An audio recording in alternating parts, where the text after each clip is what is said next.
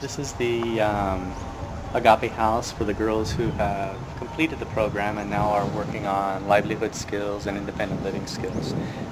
Soon they'll be out living on their own, so they're just practicing, basically living on their own.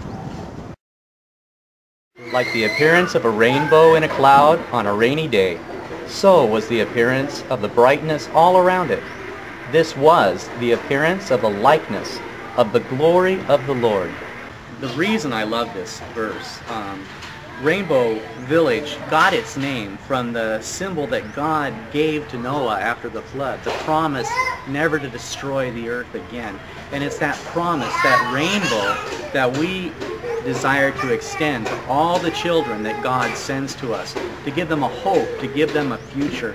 And as I see this verse, it says the very appearance of the Lord is like that of a rainbow, but especially that it's the appearance of a cloud, in the cloud in a rainy day. You know, rainbows, you only see them in storms.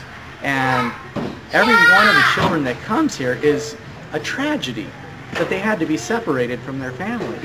But through that tragedy, God's light shines and His glory glows. We call that the rainbow glow.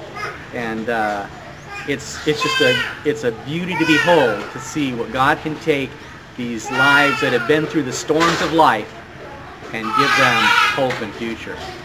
The rainbow glow. The truth is, sometimes the fact that I am a foreigner does make it a little bit harder than maybe it would be if I was of the same skin color. But if you could see inside my heart, I have the same heart for these children as I have for my own children.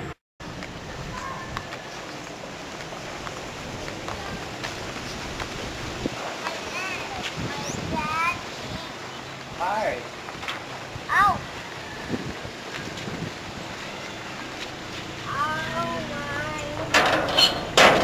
I know I'll never be a Filipino. I can't be a Filipino. I'll always be one level removed. Yet, you know, 5 years ago, my family and I sold everything.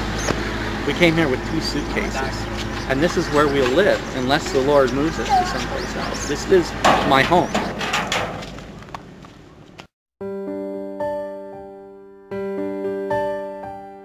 When I was first ordained as a pastor, I remember my pastor, he told me, your job is to minister life. And you know, life doesn't come in colors. There's only one color of life. And as a father, I want to give that life to the children, the rainbow colored life.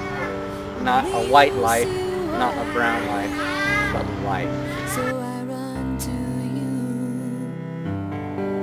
There are no words I can find to describe this hurt inside. Only you can. Another thing that's really difficult is trying to reach out and extend love to the children. When I feel like I'm crumbling, you promise you have a plan. But that's not always easy. Not all children receive love and affection easily. And a classic story in that is the story of Peter John. When he was just a baby, he was born with no eyes, so he was blind. And it wasn't noticed until about 1.5 years later, as he's growing up, that there was something unusual. Eventually, he was diagnosed with severe autism. And that makes it very hard to receive affection. So he was really non-communicative.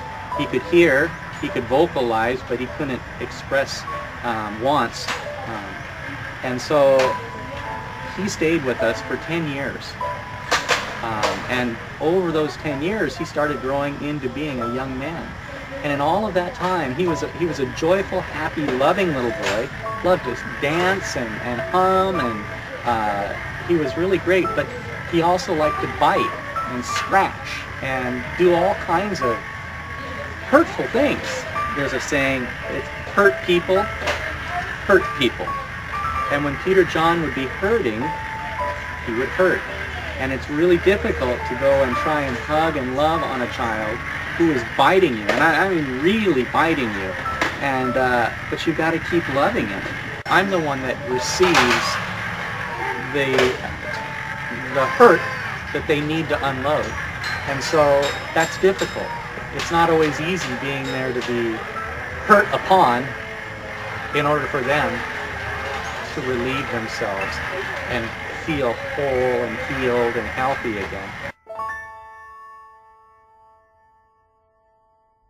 It's hard for me to sometimes explain that where I come from, most Americans look Filipino. I'm from Southern California, where over half the population is Mexican. Brown skin, black hair, black eyes.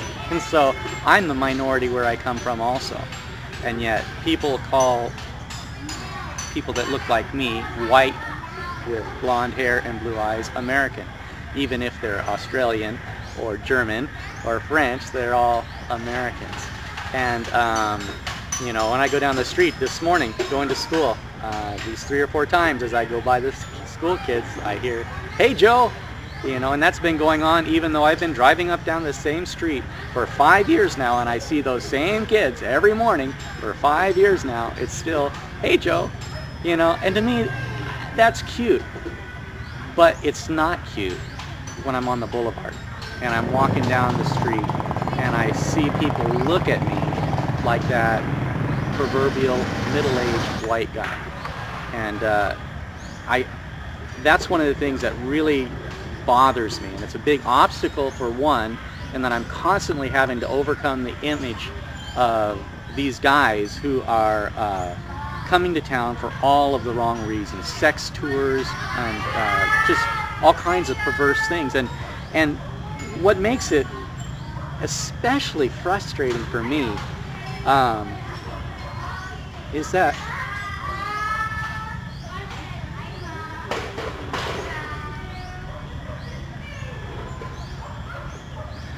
a lot of these kids are here because of those white guys. And I'm doing everything I can to help these children. And then I walk downtown and I get these stares like I'm one of those guys. And don't misunderstand me. I understand why people do that. I would do the same thing. In fact, when I see the other white guys, that's how I feel about them too. So I understand that.